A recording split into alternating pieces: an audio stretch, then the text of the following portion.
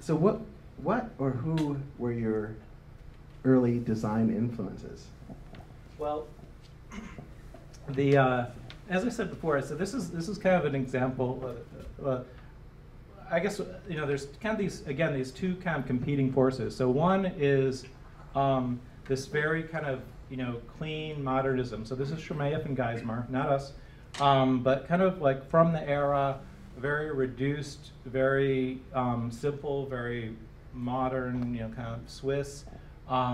So it's kind of inspired by that on one level. So this was actually my first poster, which was for the Tony Williams Quintet, which was for this Eclipse Jazz organization I was just talking about. So this was way before those original iPod ads. But yeah, that was my first poster. So it's kind of inspired by that kind of look and very clean, classic. But then at the same time, and this is one of the things Clif and I first kind of bonded over, was the record covers, and that time it was records, 12 inches, for 4AD records, and this was Von Oliver, V23 is his studio.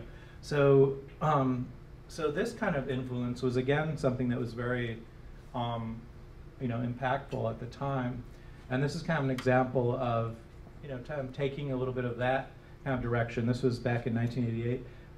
Ann Arbor Art Fair is like a huge art fair in Michigan.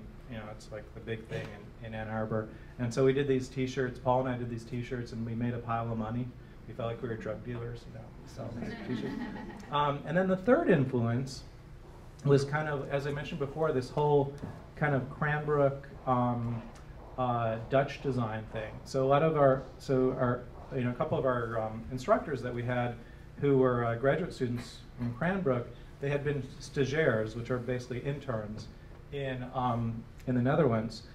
So Studio Dunbar had Werken, different studios like this. So this is Studio Dunbar poster, and this kind of crazy design, stage photography was something that we then used in a poster, Paint the Big Apple Red.